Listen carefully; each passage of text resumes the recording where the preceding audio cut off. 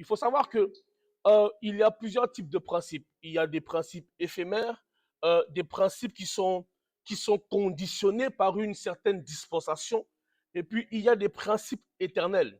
Qui me dit Amen. Et l'un des principes éternels, c'est la dîme. Alléluia. Alléluia. La dîme, c'est un principe éternel, c'est sans négociation, il n'y a pas de débat sur la dîme. Amen. Aussi longtemps que la terre est terre, aussi longtemps que le ciel est ciel, aussi longtemps que nous serons sur la terre, il y aura toujours le principe de la dîme. Amen. Amen. D'ailleurs, lorsqu'on lit les Écritures, à aucun moment, à aucun texte, il est dit où Jésus a remis en cause la dîme. Amen. Donc la dîme, comme l'a dit la Sainte de Dieu, la dîme est l'un des moyens ou en tout cas, un canal par lequel Dieu passe déjà pour nous éprouver, comment dire, pour jauger notre foi, pour jauger notre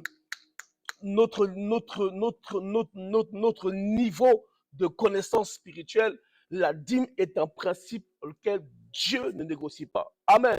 De même, la Bible déclare que Dieu est indissociable de l'offrande. Dieu a toujours fonctionné par l'offrande. Dieu a toujours fonctionné par le sacrifice. Dieu a toujours fonctionné par les principes éternels. Alléluia. Alléluia. C'est ainsi, vous voyez, Dieu est capable Dieu est capable comme ça de dire sans raison que Abel, il a apprécié l'offrande d'Abel et il n'a pas apprécié l'offrande de Caïn. Pourquoi? Parce que même là encore, c'est un principe, le principe des prémices. Dieu fonctionne par principe. Qui me dit Amen? Qui me dit Amen? Alors tu ne peux pas attendre de Dieu. Aujourd'hui, on va être vrai. Tu ne peux pas attendre de Dieu si Dieu ne peut attendre de toi. Tu ne peux pas vouloir recevoir de Dieu si Dieu ne peut recevoir de toi. Alléluia. Oui, il faut prier. Oui, Dieu est pour le jeûne. Oui, Dieu est pour la prière. Oui, la foi. Oui, la grâce. Mais il y a aussi des principes. Qui me dit Amen? Il y a aussi des principes. Alléluia. Alléluia. C'est pour ça, moi, aujourd'hui, j'aimerais parler d'une thématique et je vais continuer sur ce qui a été dit la semaine dernière, c'est-à-dire honorer Dieu avec ses finances. Et moi, je vais parler beaucoup plus la même chose, mais sous une autre forme en disant honorer Dieu avec une bonne gestion de mes finances. Amen. Honorer Dieu avec une bonne gestion de mes finances. On ne peut plus continuer à être des enfants de Dieu et être endetté. On ne peut plus continuer à être des enfants de Dieu et avoir une mauvaise gestion des finances. Est-ce que vous savez que ce qui a sauvé l'Égypte de la famine, c'est une bonne gestion? Alléluia. C'est la bonne gestion. Écoutez-moi, le don a emmené Joseph à rencontrer le roi, à rencontrer Pharaon. Mais c'est sa capacité à être un bon gestionnaire qui l'a placé au-dessus de tout l'Égypte. Est-ce qu'on me suit? Et c'est parce que Joseph a tellement bien travaillé que l'Égypte est devenue la première puissance mondiale à cette époque. Je vais vous expliquer comment les choses se sont passées. À l'époque, pendant qu'il y a eu la famine, parce qu'il y a eu 2 temps. Joseph va dire à Pharaon, il y a un moment de vaste grâce, un moment d'abondance, un moment où Dieu va bénir l'Égypte. Puis il y aura un moment des temps difficiles, des temps de vaches maigres. Contrairement à ce que beaucoup d'enfants de Dieu font, Joseph va expliquer à Pharaon que pendant le temps d'abondance, ce n'est pas le moment de faire tout et n'importe quoi. Pendant le temps où tu es béni, pendant le temps où les finances sont bénies, où Dieu visite tes finances, c'est à ce moment-là, Pharaon, qu'il faut mettre de côté. Pourquoi? Parce qu'il y a une autre saison qui arrive. Je vous emmène quelque part. Alors, lorsque le temps de vases maigres va arriver, les nations, parce que l'Égypte a bien géré les finances, l'Égypte a bien géré le blé, le bétail et autres, les autres nations vont venir acheter les vivres en Égypte. Au tout début, ils venaient, ils donnaient de l'argent et ils prenaient des vivres. Mais comme la famille a duré 7 ans, il fallait à chaque fois revenir. Et lorsqu'ils revenaient, est-ce que vous savez ce qui s'est passé? Ils ont commencé à donner des terres aux Égyptiens pour pouvoir vivre, pour pouvoir subsister. C'est comme ça, à cause d'une bonne gestion, l'Égypte, sans faire la guerre, l'Égypte, sans verser le sang, a agrandi son royaume, a agrandi son empire. La bonne gestion t'emmènera dans des endroits où même la prière ne peut même pas t'emmener. Alléluia. Je vous dis la vérité. Je vous dis la vérité.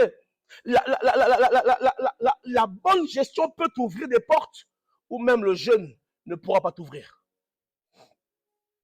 Amen. Est-ce qu'on me suit? Est-ce qu'on me suit? Tout à l'heure, on va aller sur un texte qui est très, très intéressant. On va prendre rapidement ça. C'est un texte que l'on connaît tous. Hein. C'est Luc chapitre 20 à partir du verset 21. Luc 20 à partir du verset 21. Luc chapitre 20 à partir du verset 21. La Bible dit quoi? La Bible dit, ces gens lui posent... Non, non, non. Luc... Oui, c'est ça. À partir du verset 21, la Bible déclare, ces gens lui posèrent cette question. Maître, nous savons que tu parles et enseignes droitement et que tu ne regardes pas à l'apparence, mais que tu enseignes la voie de Dieu selon quoi? Selon la vérité. Et il poursuit en disant, nous est-il permis ou non de payer le tribut à César? Oh mon Dieu, Jésus était tellement intelligent. Jésus, apercevant leur ruse, leur répondit, mais montrez-moi un denier. De qui porte-t-il l'effigie et l'inscription? De César, répondirent-ils. Je pense que le verset 25, on le connaît tous. Je pense que, hein? Alors, il leur dit quoi? Rendez donc à César ce qui est à qui? À César. Et à Dieu ce qui est à qui? À Dieu. Est-ce qu'on peut le faire ensemble? Rendez donc à César ce qui est à... Et rendez donc à Dieu ce qui est à Dieu. C'est très intéressant. N'oubliez pas que nous parlons de gestion. Honorer Dieu par une bonne gestion de mes finances. Ici, Jésus est très fort. Il est très intelligent parce que une pensée, celle de le piéger. Pourquoi? Parce qu'ils savent très bien qu'il était... c'était une loi irrévocable. Il fallait donner l'impôt à César. Il fallait payer le tribut à César. Alléluia. Mais la loi de Moïse nous explique aussi qu'il faut payer. Il faut donner la dîme à Dieu. Est-ce qu'on me suit? Est-ce qu'on me suit? Là, je rentre pleinement dans mon message du soir. Je ne serai pas long par la grâce du Saint-Esprit. Est-ce qu'on doit donner les impôts ou est-ce qu'on doit payer ou on doit donner la dîme? C'est la question pleinement qui est posée ici. Et Jésus, il va leur expliquer. Vous devez, dans ce qui est à vous, vous devez donner à César ce qui lui appartient et vous donnez à Dieu ce qui appartient à Dieu. Maintenant, j'ai une question à nous, enfants de Dieu. Est-ce que vous savez, non, est-ce que nous savons que dans nos salaires, dans nos salaires, que ce soit dans ton business, que ce soit dans ton salaire, que ce soit même dans tu perçois les aides. OK? Dans ce que tu perçois, il y a la part de César, il y a la part de Dieu et il y a la part qui te revient. Est-ce qu'on me suit? Je prends un exemple très concret, comme la prophétesse Joanie la semaine dernière, qui a pris des exemples concrets. Regardez, je suis un employé. Je gagne 1600 € par mois. Amen. Ah non, je vais prendre un chiffre rond. Je gagne 2 par mois. Amen. Je gagne 2000 € par mois. À la fin du mois, lorsque je perçois mon salaire, il y a la part de Dieu, il y a la part de César et il y a ce qui me revient. Est-ce qu'on me suit? Honorer Dieu par une bonne gestion de mes finances. Ce que j'ai réalisé après j'ai un petit parcours avec Dieu. Ça fait en vrai 16 ans que je sers Dieu en tant qu'ouvrier. Ça va faire bientôt 2018, c'est quand même un petit moment. Ça fait 7 ans que je sers le Seigneur dans le ministère prophétique. Et j'ai pu quand même observer certaines choses, certaines gestions dans la vie du croyant. Écoutez, nous sommes des personnes qui aspirons à des grandes choses. Nous sommes une église qui aspire à des grandes choses. Et nous voulons impacter le monde. Nous voulons apporter le réveil. Nous voulons montrer au monde qu'il est bon d'être enfant de Dieu. Qu'un enfant de Dieu peut, en fait, être enfant de Dieu, on n'a rien à envier au monde. Ça, c'est ce que l'on veut. Mais lorsque j'observe, Swan, la manière dont les chrétiens gèrent leurs finances, je me rends compte qu'on n'est pas prêt. Et en vérité, au lieu d'honorer Dieu, nous déshonorons Dieu. Regarde ceci. Je reviens sur mes 2000 €. J'ai mes 2000 à la fin du mois. Je vais vous dire d'abord ce qui est bon à faire. Ensuite, toi-même, tu vas voir comment est-ce que toi, tu fais. Lorsque tu reçois ton salaire de 2000, 1500, 1600, peu importe, même si tu touches 400 €, lorsque tu perçois ton salaire, la première chose que tu dois faire, c'est d'enlever la part de Dieu. Donne-moi l'amen. Tu dois prendre la part de Dieu et tu dois mettre de côté. La part de Dieu, c'est la dîme. Alléluia. Je ne parle pas des instructions spécifiques que Dieu peut donner pour une période à quelqu'un. Mais la part de Dieu, c'est la dîme. On enlève la dîme avant une quelconque dépense. On enlève la dîme avant de payer son abonnement Freebox. On enlève la dîme avant d'aller payer les soldes. En plus, là, nous sommes en période de solde. On enlève la dîme avant de faire quoi que ce soit avec tes revenus. Est-ce qu'on me suit? Et une fois que tu as enlevé la dîme, disons que si je gagne 2000 €, ma dîme est de 200 €, n'est-ce pas? Parce que c'est un dixième, c'est 10%. Donc, j'enlève mes 200 €, je fais par PayPal, par virement ou par, voilà, à l'église, c'est pas grave, toi, Dieu ta part. Et sur les 2000, j'enlève 200, il me reste 1800. C'est bon? Chris, je suis bon en calcul? Ok. Il me reste 1800. Maintenant, dans les 1800 là, avant de faire autre chose, pense à enlever la part de César.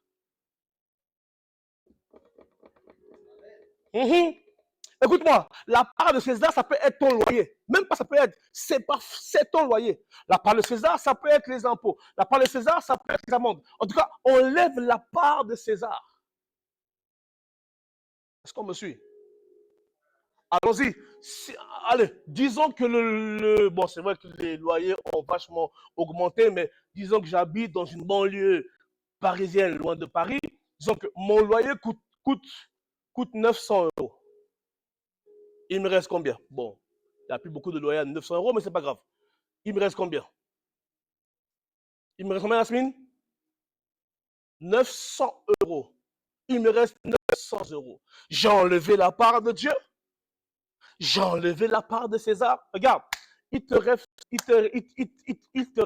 900 euros pour toi. Est-ce qu'on me suit? Tu me diras, après de 900 euros là, bien sûr, tu payes ta Freebox, tu payes tes abonnements, tu payes ce que tu dois payer. Pourquoi? Écoutez-moi très bien. Ce n'est pas parce que tu as payé ta dîme, bien que tu aies payé ta dîme, si tu ne donnes pas à César ce qui lui appartient, alléluia, et que César va aller pleurer auprès de Dieu, tu es redevable, bien que tu pries le Seigneur tous les jours. Amen. Lorsque tu as payé tout ce que tu as payé, disons que la Freebox, l'abonnement téléphonique, c'est, je ne sais pas, combien? 36 euros, le tout. Il te reste, en tout cas, 500, 600 euros. C'est pour toi, tu en fais ce que tu veux. Est-ce qu'on me suit? Ça veut dire que si tu veux donner plus, ta dîme est 10%, tu veux aller à 15%, tu ne prends pas sur le loyer pour aller compléter ta dîme. Tu prends sur ce qui est à toi. Est-ce qu'on me suit? De même, si pour compléter ton loyer, tu ne vas pas prendre ce qui est dans la dîme pour payer ton loyer. Parce que là aussi, Dieu ne sera pas content. Amen, amen. Écoute-moi, si tu es une personne qui aime les chaussures, qui aime la marque, eh ben, tu prends dans ce qui est à toi. S'il faut que tu économises 2-3 mois pour pouvoir aller acheter le sac à 600 euros, ça n'engage que toi. Mais tu ne peux pas prendre ce qui est de César pour aller te faire plaisir. Parce que César aussi a des comptes à rendre. Le monsieur du loyer a aussi des comptes à rendre. Et lorsqu'il va crier à Dieu, même si tu pries, Dieu entendra ses cris. Amen ou pas? Et on se demandera, mais Seigneur, pourquoi est-ce que je ne prospère pas? Seigneur, pourquoi est-ce que ma vie est compliquée? Seigneur, pourquoi mes finances? Mais peut-être parce que tu dois de l'argent à quelqu'un. Alléluia. Peut-être que tu dois l'argent à quelqu'un. Et j'aimerais le dire ici. Vous savez, tous les appels de fonds qu'on fait à l'église, tous les appels de sacrifices qu'on fait à l'église ne doivent pas être piochés dans ce qui va à César. Alléluia. Je nuance. Il peut arriver qu'une fois en passant, Dieu te dise, prends tout ton salaire et donne tout à l'église. Prends tout ton salaire, fais un sacrifice. Ça, c'est le sacrifice. Ça peut arriver. Moi, ça m'est déjà arrivé. Dieu m'a dit pendant 6 mois de donner tout mon salaire à l'église. Ça, c'est déjà arrivé. Ça peut arriver. Mais ce n'est pas tout le temps. Chaque fois que tu as besoin de compléter ta dîme, chaque fois que tu veux donner quelque chose, tu ne peux pas aller prendre ce qui est. Parce qu'en fait, ce n'est pas à toi, c'est du vol. Tu es en train de voler. Tu voles quelqu'un. Tu es en train de voler quelqu'un. Tu es en train de mettre quelqu'un dans des dettes. Tu es en train de mettre quelqu'un dans des problèmes. Alléluia. Il n'est pas normal que tu sois un enfant de Dieu et tu as des dettes. Écoutez, je ne juge pas. Je parlais comme un Camerounais. Je ne juge pas. Alléluia. Mais il faut qu'on prêche aussi la vérité. Être spirituel, Yasmine, oui, mais avec une bonne gestion financière. Sinon, comment voulez-vous impacter? Parce que l'Église marche avec les finances. Même quand on dit Dieu bénit l'Église financièrement, en vérité, Nicolette, ce n'est pas que Dieu doit envoyer faire tomber les billets du ciel. Non, c'est parfois, il faut que les membres de l'Église gèrent bien leurs finances. Est-ce qu'on me suit ici? Est-ce qu'on me suit ici? Quelqu'un est béni? Si tu es béni, dis-moi un bon amen. Alléluia. Écoutez ce que Proverbe dit. Proverbe 22, le verset 7. Il dit, le riche domine sur les pauvres. Partie B, celui qui emprunte est l'esclave de celui qui prête. Tu m'entends? Ça veut, et moi-même, je rajoute même une chose. Lorsque tu dois de l'argent à quelqu'un, tu te mets sous son joug. L'homme n'est esclave que de quoi? De celui qui a dominé sur lui.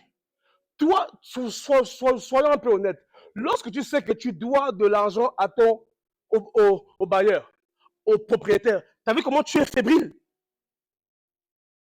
Tu as vu ou pas? Quand le téléphone sonne, tu n'es pas serein. Parce que toi-même, tu sais que tu dois. Et en vérité, il a dominé sur toi. Alléluia. Demandez à ceux qui sont propriétaires. Je parlais avec une sœur qui est, je tais son nom, chaque fois qu'on parlait en 2024, elle était toujours là. Elle critiquait toujours comment on appelle? Son locataire. Non, mais lui, là, 1 mois, 2 mois d'impayé. Chaque fois qu'elle parle comme ça, sans qu'elle ait élevé la voix, sans qu'elle t'ait maudit, sans qu'elle ait prononcé une parole maléfique sur toi, tu es en train de mettre quelque chose de négatif sur toi. Alléluia. Est-ce qu'on me suit? La dîme est importante. La part de Dieu est importante. Mais la part de César est aussi importante. Et j'aime Dieu parce que Dieu dit, si tu es fidèle dans les petites choses, je te confierai quoi? Des grandes. Toi, tu as appelé à faire des affaires. Toi, tu as appelé à gérer des grandes entreprises. Toi, tu es appelé à gérer un grand ministère. Grand ministère veut aussi dire beaucoup de finances. Toi, tu es appelé à gérer des grandes choses. Comment est-ce que tu te comportes avec le peu que Dieu te donne? Je vous jure, je connais tellement les chrétiens, je les connais tellement. C'est-à-dire que quand le salaire arrive, qu'est-ce qui se passe? Comme le mois dernier, tu avais déjà des dettes. En fait, le salaire vient pour couvrir les anciennes dettes. Et ensuite, tu t'endettes et surendettes. Et maintenant, pour vivre, qu'est-ce que tu fais? Tu vas aller pêcher soit dans la part de Dieu, soit dans la part de César. Alléluia. Et ce qui est extraordinaire, tu vois, c'est qu'après, tu vas voir les chrétiens vont venir prier. Seigneur, Seigneur, enlève ma dette, efface la dette, que le bailleur oublie. Le bailleur, il peut oublier, mais le monde spirituel n'oublie pas. Bien aimé dans le Seigneur, le bailleur peut oublier, mais le monde spirituel n'oublie pas, les amis. Alléluia. Il faut que lorsque le diable va devant le trône de Dieu pour venir t'accuser, qu'il n'ait rien contre toi. Il faut que lorsque les païens vont pour parler de l'église, du chrétien, qu'il n'ait rien contre toi. Seigneur, efface mes dettes. Dieu peut le faire une fois parce qu'il est Dieu. Parce qu'il voit ta souffrance. Mais lorsque tu le fais une fois, tu continues dans une mauvaise gestion, il va te laisser dedans. Il t'aime, hein, mais tu es dedans. Il t'aime. Tu as la grâce de Dieu. Tu es sous la grâce. Tu as la foi. Tu as tout ce que tu veux. Mais Dieu te laissera dedans. Parce que, en vérité, Dieu honore ceux qui ont une bonne gestion. Alléluia. Alléluia. Rappelez-vous de celui, et je finis par, je finis par là. Vous savez, celui qui a une bonne gestion, il va développer une capacité à multiplier ses finances. Je dis la vérité, celui qui a une bonne gestion va développer une bonne capacité à augmenter ses finances. Je ne suis pas en train de dire que devenez des crevards. Je ne suis pas en train de dire ne donnez plus à l'église. Je ne suis pas en train de dire ne vous levez plus quand on fait des appels de fonds. Faites-le et j'encourage tout le monde à le faire. Mais n'allez pas faire pleurer une autre personne. Alléluia. N'allez pas faire pleurer d'autres personnes. Amen ou pas?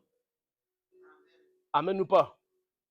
Vous voyez, quelque part, Nicolette, la parabole sur les talents, c'est une question de gestion aussi. Celui qui a reçu un talent, qu'est-ce qu'il a dit? Non, moi, je vais le préserver. Non. Parfois, la gestion, c'est aussi la multiplication, l'addition. Il est temps que l'on glorifie Dieu. Il est temps que l'on élève le nom du Seigneur. Il est temps que l'Église soit forte financièrement. Il est temps que l'Église soit, oh, je le redis, il est temps que l'Église soit forte financièrement. C'est pour ça dans nos églises, on doit enseigner la finance. Pas seulement les finances dans le sens de donner, mais comment avoir une bonne gestion financière. Comment multiplier ses finances. Alléluia. Comment croître financièrement. Parce que si l'Église croît financièrement, l'Église va croître aussi dans le nombre. Je vous garantis que parfois la croissance numérique a un lien avec la croissance financière. Qui me suit? Je sais que parfois quand on fait un appel de fonds, tu as envie de donner. Je sais que tu veux donner. Je sais que tu veux participer. Je sais que ton cœur brûle. Je sais que tu te dis toi-même, Seigneur, si j'avais. Mais commence déjà à gérer tes finances. Alléluia. Commence par gérer tes finances. Ah. Salomon était l'homme le plus riche que la terre ait connu, rempli de sagesse, d'intelligence, un très grand gestionnaire, à tel point, Swan, qu'il a connu aucune guerre. Les gens avaient peur de lui. Mon Dieu, que Dieu nous donne les finances. Lorsque le monde met en avant leur bien, lorsque le monde met en avant leur finances, que l'Église puisse être capable de dire nous aussi on peut faire ceci. L'Église doit acheter des bâtiments. L'Église doit construire des bâtiments. L'Église doit aller à un autre niveau dans l'impact de la société, dans l'impact des villes, dans l'impact de la nation dans laquelle nous sommes. Et ça passe par une gestion financière irréprochable. Alléluia. 2025 est une année très, très bizarre et très dangereuse. Je l'ai déjà dit et je le redis. Les églises même vont connaître une persécution. Je suis en train de voir. Je suis dans le règne de l'esprit maintenant. Je suis en train de voir beaucoup d'églises qui ne sont pas structurées, qui vont pas accepter de s'organiser, de se structurer, vont connaître une fin bizarre.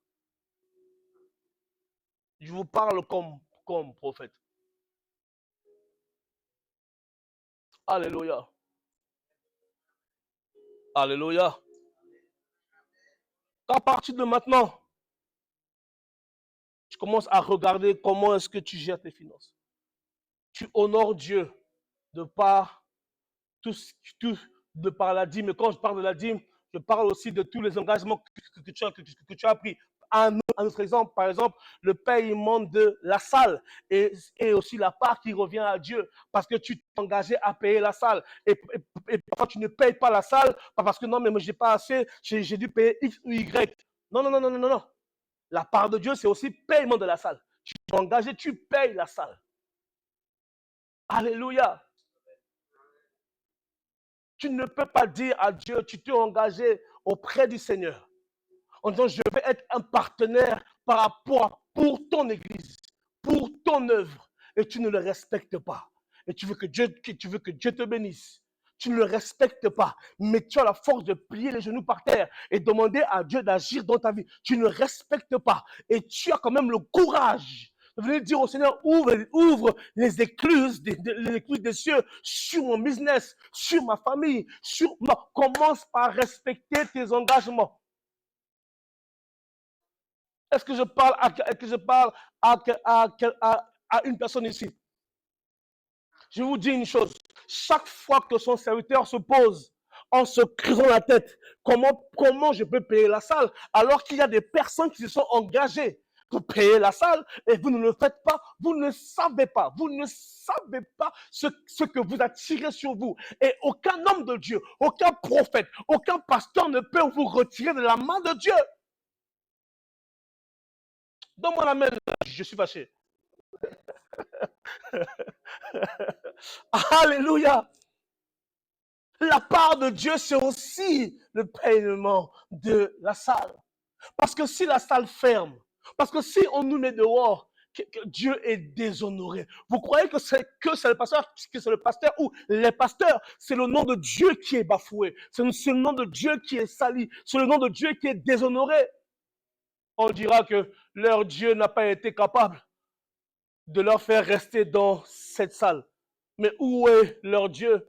C'est ce que Moïse va dire à Dieu. Seigneur, ils diront que tu n'as pas été capable de nous emmener là où tu avais promis. Seigneur, tu n'as pas été capable de respecter ta promesse. Pourquoi? Parce qu'il y a des personnes qui n'ont pas su respecter leur engagement. Est-ce que je suis avec l'église CCR ici? Est-ce que je suis avec vous ici? À César, ce qui est à César, oui, mais pas au détriment de ce qui doit revenir à Dieu.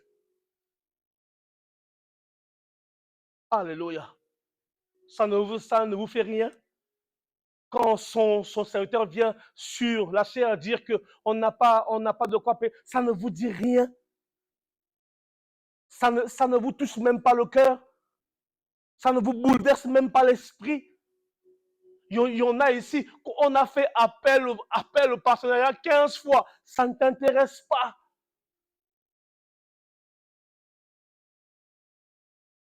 Je le redis, comme je l'ai dit dans mon introduction. La grâce, oui. Nous sommes bénis par la foi, oui. Mais aucune de ces choses n'enlève le principe de Dieu. Ce principe qui est Dieu honore celui qui l'honore. Que Dieu vous bénisse. Là où tu es, est-ce que tu peux fermer tes yeux? 2 secondes. Là où tu es, est-ce qu'on peut activer, s'il vous plaît, les caméras? Je sens dans mon esprit que l'on doit se repentir.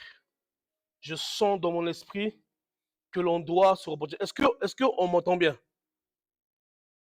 Voilà. Je sens dans mon esprit que l'on doit se repentir. Et ceci, si tu sais que tu as volé la part de Dieu, je te le conseille, parce que je connais les principes bibliques. Je te le conseille, viens réparer. Je te parle sérieusement, viens réparer. Peut-être que le petit blocage là, c'est ça. Si tu sais que tu as mangé aussi la part de César, va réparer. Va réparer. Alléluia. Si tu sais que tu dois quelque chose à Dieu, fais vite de venir réparer avec Dieu. Mais commence déjà par ce soir en te repentant. en disant, Seigneur, je te demande pardon. Parce que moi qui suis la lumière du monde, le sel de la terre, j'ai négligé cet aspect de moi. À cause de ma mauvaise gestion, on se moque le fait que on se moque de moi, on se moque de toi parce que je gère mal les finances. Seigneur, je te demande pardon parce que j'ai volé ta part. J'ai aussi volé la part de César. Tous les jours, César crie à toi à cause de moi. Seigneur, je te demande pardon. Il y avait un homme dans la Bible. La Bible déclare qu'il servait le Seigneur. Mais il est mort en ayant des dettes, en laissant femmes et enfants dans des dettes atroces. Quel déshonneur d'avoir servi Dieu, d'avoir servi le Très-Haut et laissé ta famille dans de tels problèmes. Il est mort, il a servi Dieu, mais la seule chose qu'on retient de lui, c'est qu'il est mort endetté. Alléluia. La seule chose qu'on retient de lui, Yasmine, c'est qu'il a laissé une veuve et un enfant et des enfants sans rien. Au point où le propriétaire, tout ce que vous voulez, aller prendre les enfants, je crois que c'est ça, hein, et faire des esclaves. Vous voyez un peu la mauvaise gestion d'un homme de Dieu. Est tombé sur ses enfants. S'il te plaît, à partir de ce soir, commence à bien gérer tes finances. Commence à rembourser tout ce à qui tu dois. Parce que si toi, tu meurs, ça va retomber sur tes enfants. Alléluia. Je vous dis la vérité. On peut jeûner, prier. Il y a des choses que Dieu ne fera jamais. Car c'est à nous de le faire. Là où tu es pris. Et demande pardon à Dieu. S'il te plaît, prie. Et répands-toi devant le trône de la grâce. Ouais, là, la grâce est importante. Là, implore la miséricorde de Dieu. Oh, s'il te plaît, élève la voix, prie.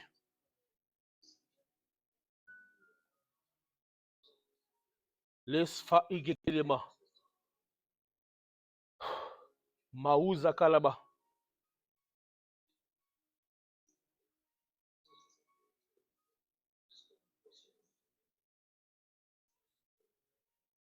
Issa karabasete.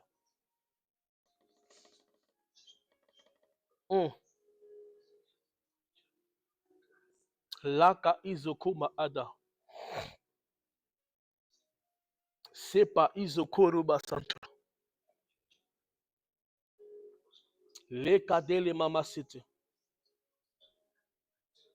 La isa karabasete. Shanda kado sika faide. Lepa izokoro kanta. Liska faide. Loko maide. Seigneur, ensemble avec ton peuple, nous voulons demander pardon pour ce moment où nous avons mal géré. Et notre mauvaise gestion nous a poussé à prendre ce qui est à toi. Ou parfois à prendre ce qui est pour César. Et nous voulons demander pardon.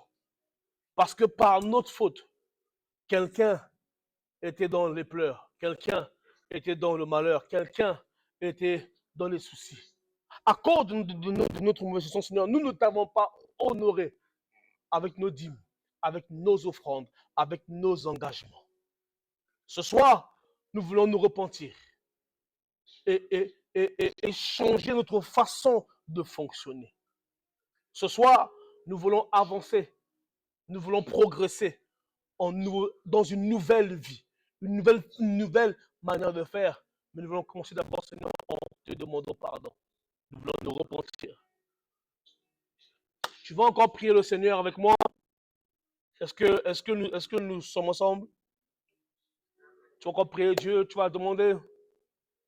Avec là, Jésus dira, lorsqu'il viendra le Saint-Esprit, il vous enseignera toutes choses, n'est-ce pas? N'est-ce pas? Alors nous allons demander au Saint-Esprit qui nous enseigne la gestion. Écoutez-moi, la Bible n'a jamais dit que épargner était un péché. La Bible n'a jamais dit que épargner était mauvais. C'est l'épargne à l'excès qui est mauvais. Alléluia. Nous allons prier afin que l'Esprit de Dieu vienne nous enseigner la gestion financière. Est-ce que tu es avec moi? Prie s'il te plaît, prions. Et Baba, Seigneur, viens nous enseigner ce soir. Envoie ton esprit afin qu'il nous enseigne sur une très bonne gestion. Comment gérer nos finances? Comment gérer nos avoirs? Comment, Seigneur, ne plus nous retrouver dans des dettes, dans des, dans des positions d'esclaves, parce que nous devons aux autres, nous devons à César, ou même nous te devons, Seigneur. Nous ne voulons plus avoir de dettes envers toi ou envers les hommes, envers toi ou envers César. Nous ne voulons plus avoir. Alors, Saint-Esprit, enseigne-nous comment nous devons agir. Enseigne-nous comment nous devons, Seigneur, gérer nos finances, gérer nos business, gérer nos avoirs. Dans le nom de Jésus-Christ de Nazareth. Dans le nom de Jésus-Christ de Nazareth. Aide-nous à ne plus nous retrouver dans des positions où nous sommes en train de fuir, où nous sommes en train, obligés d'aller emprunter ici et là. Nous voulons, comme Joseph, être des bons gestionnaires, des gens capables de pouvoir bien gérer de sorte à ce que lorsque les temps difficiles arriveront, Seigneur, nous puissions, n'est-ce pas, Seigneur, compter sur notre gestion. Alléluia. Alléluia. Alléluia. Que Dieu soit loué. Que Dieu soit loué. Nous avons fini. Mais avant, Maman Miel, Maman Miel, elle, elle n'est plus là. Dommage. Maman Miel, il faut qu'on prie. Non, il faut que tu pries. Parce que pendant que j'ai prié, le Seigneur m'a ramené un dimanche où tu étais en train de me parler de ton petit frère. Je ne sais pas si tu te souviens. Voilà. Et le Seigneur m'a ramené ce dimanche où tu me parlais de ton petit frère et j'étais un peu étonné de la vision que j'étais en train de faire. Alors le Seigneur a emmené mon esprit dans un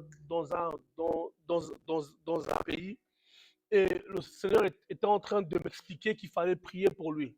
Parce que selon le plan divin, selon le plan de Dieu, c'est une personne qui devait être riche financièrement. C'est une personne qui devait toucher financièrement beaucoup d'argent. Mais, c'est comme s'il y a quelque chose sur le plan spirituel qui a été fait de sorte à ce qu'il n'arrive jamais à accomplir ce qu'il doit accomplir. Et ce qui se passe, c'est qu'il faut prier parce que, en fait, son problème est hautement spirituel et son problème, bon, on s'appelle après, ok? Parce que dans ses mains. Alléluia. Fermez les yeux, je vais prier. Père, nous te rendons grâce. Merci pour tout. Merci pour ces instants. Merci pour ces moments merveilleux que nous passons dans ta présence. Nous prions, Seigneur, que à partir d'aujourd'hui, tu nous escortes, que tu nous transportes, que tu nous guides dans une meilleure gestion financière pour la gloire de ton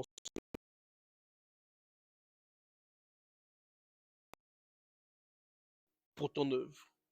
Des partenaires forts pour l'évangélisation, des partenaires forts pour les croisades, des partenaires forts pour toute activité de l'Église dans le but de gagner les âmes ou de glorifier le nom de Jésus-Christ. Mais pour cela, aide-nous à mieux gérer.